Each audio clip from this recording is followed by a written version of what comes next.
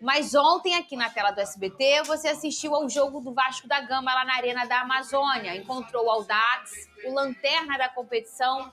Foi um placar magrinho, magrinho, magrinho. E a única coisa bonita que eu vi na transmissão foi Lucas Pedrosa. Obrigado. Porque o jogo realmente não foi tão legal. Rodou.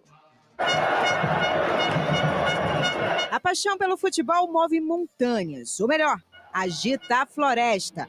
Pelo seu time, o torcedor enfrenta qualquer distância. O professor Filipão é prova disso. Passou 6 dias em uma viagem de barco. Ele saiu de Carauari, interior do Amazonas, para ver o Vasco da Gama jogar em Manaus. 6 dias de descida dentro de um barco, 850 quilômetros, e na volta será 8 dias. Nem o pneu furando a gente para. Os torcedores do Gigante da Colina agitaram a Arena da Amazônia. É gostoso demais, todas as vezes que o Vasco vem a Manaus, é essa alegria, essa festa. Se a gente chegar de madrugada, a torcida vai invadir o aeroporto, não tem jeito. Eu espero que a gente possa voltar mais vezes. Mais de 21 mil torcedores estiveram no estádio, que já foi palco de Mundial. Local perfeito para a Sofia comemorar o aniversário de 12 anos. Eu estou muito feliz porque essa é a minha primeira vez vindo assistir o jogo do Vasco, o time que eu torço desde criança. Eu estou muito feliz e muito emocionada. O jogo Vasco e Audax faz parte da 7ª rodada do Campeonato Carioca. Uma partida importante para o Gigante da Colina sonhar com a vaga na semifinal. Começa a rolar a emoção no campo do SBT. A partida começou com as equipes tímidas, mas a disputa pela bola foi intensa. O primeiro chute ao gol saiu aos 2 minutos e 58 de jogo e aos 6, um lance chocou a todos. O volante Bruno Lima, do Audax, teve a perna quebrada após uma dividida com um companheiro de equipe. O jogador teve que ser retirado do campo em uma ambulância. A bola voltou a rolar na Arena da Amazônia. A equipe Cruz Maltina perdeu diversas chances de gols. Até que aos 34 minutos do primeiro tempo, David marca gol, para a alegria da torcida do Vasco. É do Vascão! David! Numa roubada de bola, numa jogada trabalhada no talento. Eu fui feliz de marcar um gol. Lógico que é um alívio, dá mais tranquilidade. Nós sabemos que a gente tem que melhorar bastante, mas como eu falei, estamos se conhecendo, estamos se encaixando, estamos fazendo um belo jogo, segurando a bola. Após o primeiro tempo, mesmo com o placar magro de 1-0 para o Vasco, a torcida amazonense apostava em um resultado com mais gols. Quantos gols o Vasco vai fazer? 5-0. Agora me diz o placar, quanto que você acha que vai ser? 4-0, fora o baile. Além dos gols, o João Victor, de 10 anos, também sonhava em ganhar a camisa do Adson, meia do Gigante da Colina. Quero a camisa dele. Você veio preparado para gritar aí, para ver se ganha? Sim. E qual o placar? Eu acho que vai ser 5-0. O segundo tempo do jogo foi de mais chances perdidas, tanto do Vasco como do Audax.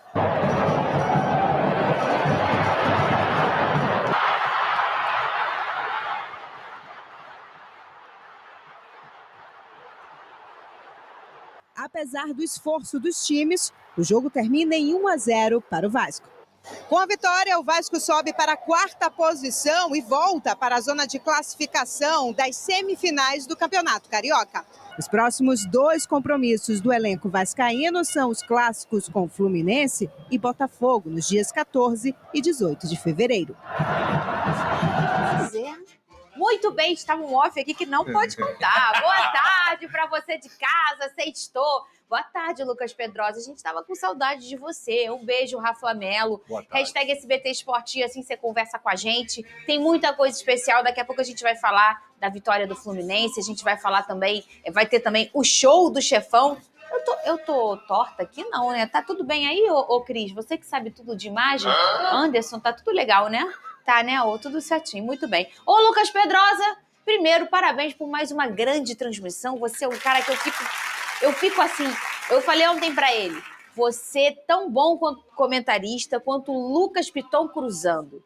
Porque eu nunca vi, sério mesmo, eu falei pra ele ontem, eu nunca vi Lucas Piton errar um cruzamento. O homem acerta tudo, é impressionante. Mas o jogo foi feio, hein, Lucas Pedrosa? Boa tarde, Fernanda. Boa tarde, Rafa Melo. Também estava com saudade de vocês. Se eu sou tão bom como o Piton, então eu sou bom pra caramba. Muito bom! Entendeu? Mas obrigado aí pelo elogio, obrigado a todo mundo que acompanhou na tela do SBT. Infelizmente, o jogo não foi tão bom para quem assistiu, né?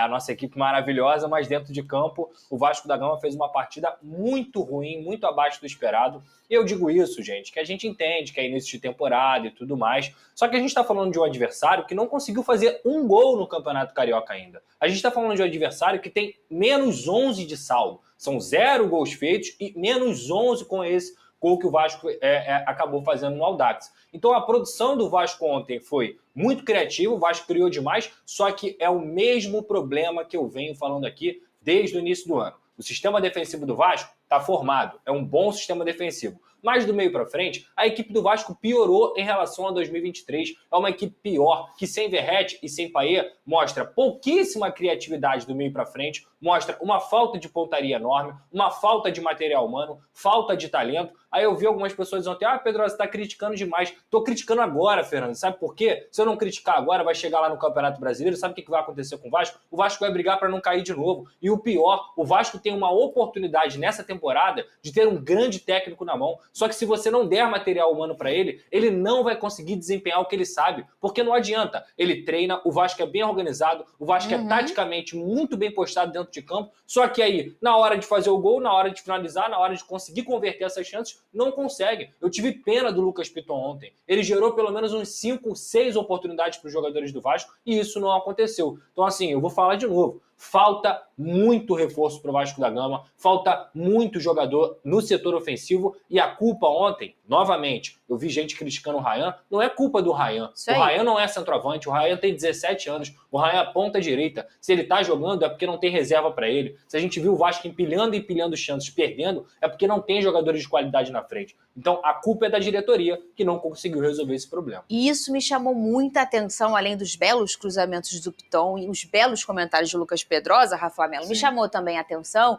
o caminhão de gols que o Vasco perdeu.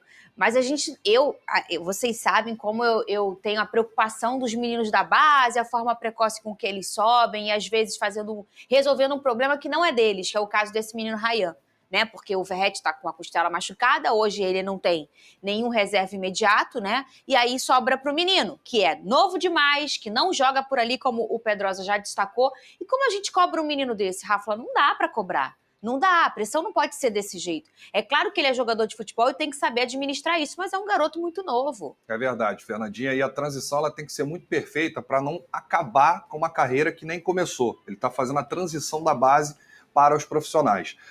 Ontem eu vi um Vasco muito melhor, com o triplo de chutes em relação ao Audax, com o dobro de posse de bola, mas sem eficiência. Acho que faltou eficiência ao time do Vasco. Aliás, com toda essa superioridade em relação ao último colocado, isso evidencia uma urgência na busca de reforços, principalmente do setor ofensivo do Vasco. É aquilo que o Pedrosa vem falando. O elenco do Vasco em relação ao ano passado é mais enfraquecido. O Vasco precisa contratar. E está aí negociando, né, com o Pedro Henrique do Internacional, o Breno Lopes do Palmeiras, enfim. Agora, eu acho que o que dá para ficar de ponto positivo para o torcedor do Vasco, Pedrosa, foi a estreia do Galdames. E ele acertou ótimos cruzamentos, deu bons passes. É claro que não dá para a gente tirar ainda o Audax como parâmetro. É bom a gente aguardar a sequência da temporada. Mas não sentiu nada, jogou legal, né? Sim, sem dúvida. Eu acho que foi uma boa estreia do Galdames, foi o melhor jogador do Vasco no primeiro tempo. Mas como você bem destacou, o Audax você não consegue ter parâmetro de nada. Inclusive, se o Audax fosse uma equipe um pouquinho melhor, o Vasco poderia não ter saído com a vitória dentro da Arena da Amazônia. Então eu destaco aqui. Mas não por falta de qualidade, mas por falta de efetividade em gol. Porque perdeu muito. Eu fiquei impressionada com o tanto de gol que perdeu. É absurdo, pô. E aí num jogo de Série A, a chance de você ganhar um jogo perdendo tantas oportunidades assim é zero. O Vasco não conseguiria vencer um jogo se você tivesse um adversário um pouco melhor. O Audax, ele dava muito espaço. O Audax, ele não agredia. Era uma equipe, com todo respeito, que está longe de desempenhar um nível de realmente futebol profissional. Então, a minha bronca é essa, Fernanda. Se o Vasco tivesse construído essas chances todas contra uma equipe melhor e não tivesse conseguido aproveitar, a análise seria uma. Mas é uma equipe que não consegue jogar no nível de futebol profissional. E o Vasco da Gama, que tem o investimento que tem, mesmo sem os seus principais jogadores, deveria ter feito 3, 4, 5-0 no Audax. Essa é a cobrança. E a cobrança sempre vai ser feita quando tem que ser feita. A gente deixa um beijo aqui para a família e também para o jogador Bruno Lima, né, que teve a fratura na tíbia e na fíbula da perna, né, uma imagem até muito forte, a gente decidiu até não mostrar, porque, enfim, a imagem forte demais. Foi uma fratura bem feia e um beijo aí para a família do Bruno e para o Bruno também uma pronta recuperação para o jogador do Audax. Olha, a gente vai ver o que o treinador Emiliano Dias falou depois dessa partida. Ele enfatizou o show, claro, da torcida do Vasco. Hacía mucho tiempo que no vivía una cosa así. La verdad fue emocionante. Ficamos impresionados con la torcida. Sabíamos que era así aquí, mas una cosa es saber, otra cosa es vivirlo. La verdad que ficamos muy contentos y sobre todo agradecer por el apoyo y por la torcida. Lo de la torcida hoy fue increíble. Ô, Rafa, a gente mostrou ontem aqui a torcida do Vasco, né? E falamos muito bem, Pedrosa, dessa torcida em Manaus, a recepção e tudo mais.